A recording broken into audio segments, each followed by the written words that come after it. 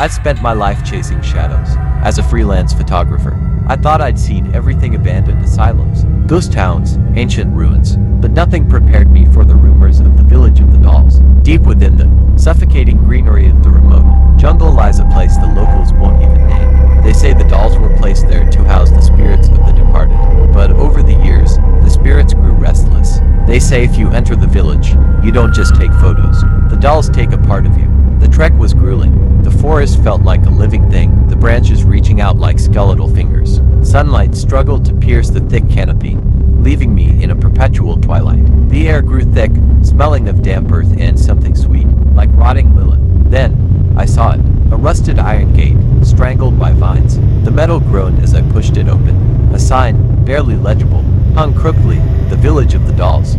My heart hammered against my ribs, a warning I chose to ignore. The village was a graveyard of memories. Rotting wooden huts stood like hollow skulls. But it wasn't the silence that chilled me, it was the resonance. Hundreds of dolls, everywhere. A tattered rag doll sat on a porch, its button eyes reflecting the gray sky.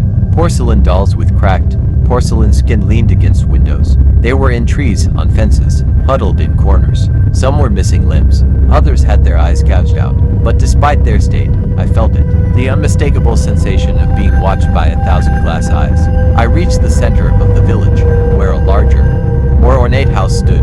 Inside, the air was cold enough to see my breath. In the middle of the room sat a massive porcelain doll, nearly the size of a child. It wore a faded Victorian dress, and its face was a masterpiece of cruelty. Its left arm was snapped off at the elbow, and its right eye was a dark, empty socket. I raised my camera. Click. The flash illuminated the room for a split second. In that flash, I could swear the doll's head was tilted differently. I took another step. Click. This time, the doll was leaning forward. I stopped. My breath hitched. From the corners of the dark room, I heard a faint, dry scratching sound, like tiny plastic feet scurrying on wood. Then, a soft, giggling sound that made the hair on my neck stand up. Panic, sharp and cold, flooded my veins. I turned to run, but the doorway was no longer clear.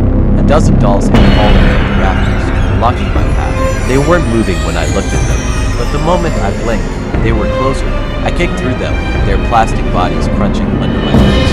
I burst into the street, but the village had transformed. The fog was so thick I couldn't see the gate. Every house I passed seemed to have more dolls than before. They were standing on the roofs now, their sightless eyes fixed on me.